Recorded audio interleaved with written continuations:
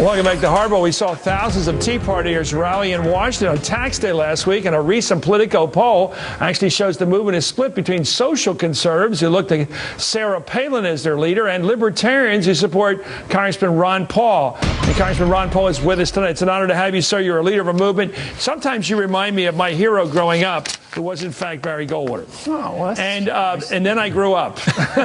Oh, and I began to see the complications of life, like people get old and they don't have a lot of ability to save money, so they need Social Security. And we need a civil rights bill, even if it was done under the Interstate Commerce Clause, and it may have been a fiddle there. But the fact is, it isn't always as clear and simple as libertarian philosophy argues. But you have stuck to your position. You are a libertarian at your age. You still believe way less government is way better. But aren't we on the verge of proving our point? Social Security sounds good, but it's broke. And even if they take care of sending out the checks, eventually the checks won't buy anything because we'll just print the money. So I think our point has been proven. That's what this whole movement's about. That's what the Tea Party movement's about. Okay, let me give you the failure of government is everywhere around. Well, what about let's just take the most thing. I used to argue this with my dad, who was sort of middle-of-the-road Republican. I'd try to take your position.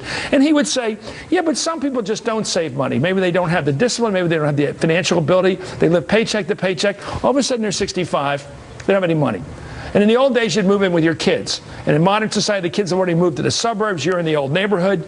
It doesn't work. That's why the government felt it needed to have some kind of safety net for retired people. You still don't think we need Social Security? This is pretty fundamental. There's a moral issue there as well. The person that didn't save and spent their money and had no money when they were 65, why does that give them a moral right to take it from the person who was frugal and saved? Because you forced them to pay in the payroll tax. What if you didn't force them? That's the problem my father would say. Okay, so what do you do with those people? If you don't have a Social Security system, what do you do? Well, you're going to be a lot better off than a Social Security system where everybody's dependent and it goes totally bankrupt and you have a whole society broke. That's what the problem will be. Nobody's going to get Would we be better to getting rid of Social Security?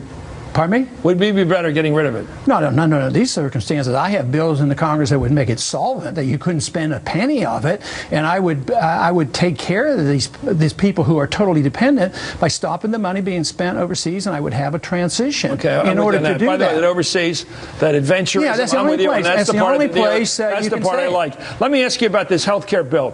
It always seems to me when people say, I don't want a helmet, fine, ride without a helmet. But when you get picked up on the highway and you're all messed up and the ambulance gets there and the rescue squad gets there 10 minutes later, you're taken care of. Somebody takes you to the best hospital, the closest hospital, gives you the best treatment they can give you. So society does look out for its individual members. It does. Libertarians say, I don't need society. I don't want to pay into health care. Is that logical? Yeah, no, it's not logical to have what we have. That means you create the moral hazard. The person go out and say, oh, I don't really have to worry. If I get hurt, somebody else is going to take care of me. Where does he have the moral right to say that I've been injured?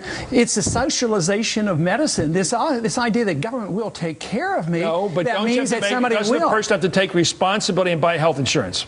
So that I think they have to take responsibility for their life.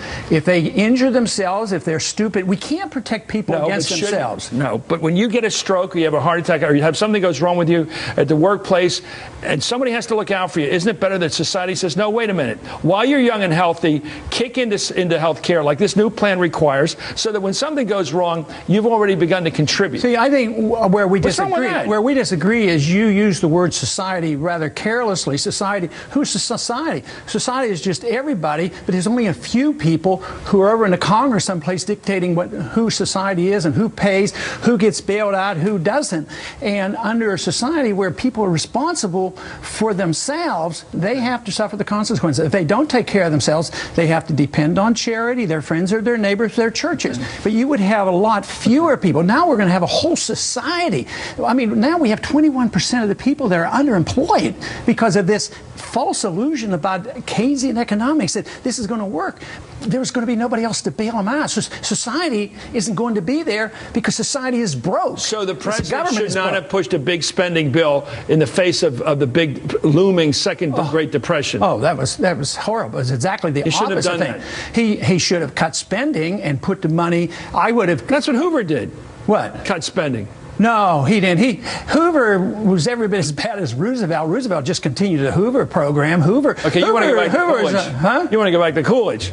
Well, you love Coolidge. How about you guys love Coolidge? No, no. How about Thomas Jefferson? How about a few people like that believed in freedom and free market? Let's take a look at this at the Tea Party movement. That you, in a way, you and Barry Goldwater going back. People who believe there's too much government, too much Big Brother. I understand the impulse.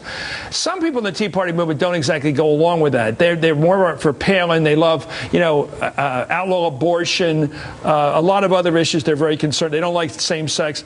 Is the Tea Party movement too social and not economic enough for you? Or how would you describe what you see in that? Well, I don't think anybody can describe it yet. I mean, they're claiming there's a difference, but they'll say that I am not as interested in the social issues. But, in many ways here, I am a very conservative person. But you're not running around against the evils of same-sex marriage. I don't hear you talking about that. No, but to say that I'm not interested in family values, I happen to be married and have children and all that. Fairly normal, but you're not out there waving signs. No, that's against, true. I do not. Same-sex I couples. believe in values, but I do not believe in using force to put those values. I don't believe in using force to make you a better person for your own sake, but I don't believe in putting force on you to make you more responsible economically. I apply the rules equally to social justice and economic justice. I don't understand this division, why you may defend social liberties rather well, but as soon as it comes to me spending my money and assuming responsibility, I see, well, why don't you apply? If you are consistent, you're the only one that I know,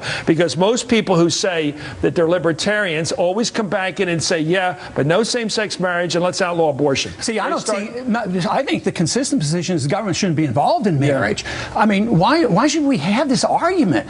Well, that's what Barry Goldwater might say today. It's up to anybody's opinion. Do you think the average Tea Party person takes that view? Yeah, and probably not. Yeah. But I think everybody should be able to define it. I have my definition of marriage, but I don't have a right to impose my views on others. But nobody has a right to impose their views on me. What do you make of the ugly part of the movement? And I don't think you have anything to do with it, but when I look at these signs, they've got Hitler mustaches on this guy, the President of the United States. They do crazy colors on his face to play around with his ethnic background.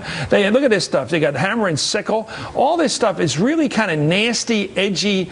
I hate the guy, rather than I have a different philosophy than this guy. He got elected president legitimately. I disagree with him. What's all this delegitimization? He's not really our president.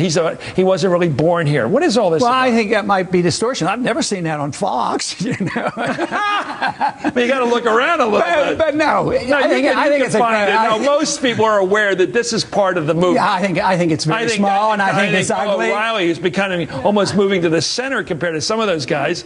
I mean, he knows it's going on. But they've done some detailed polling of these people, and these are well-educated people, and most people, probably 99% of the people don't carry ugly signs up. Where the signs are outside agitators? Maybe the left did. I think it's somebody from New York who's a liberal. Maybe somebody sneaking out there. Oh yeah, you're kidding me. You are kidding me. Yeah, probably. Okay, well, yeah, just I try to needle. Okay, where are you going? Rand Paul, I know this guy. He's your kid, your son. He might pull an upset and win the Senate seat from Kentucky. Yeah. Looks good. It looks good for him? It looks very good. And who are you guys? But you guys have become the bandwagon. You've got now, who's backing your son now? Isn't it Mitt Romney's backing him? I don't think so. Not yet? No, but Bunning did. And Bunning is the conservative independent. He was not...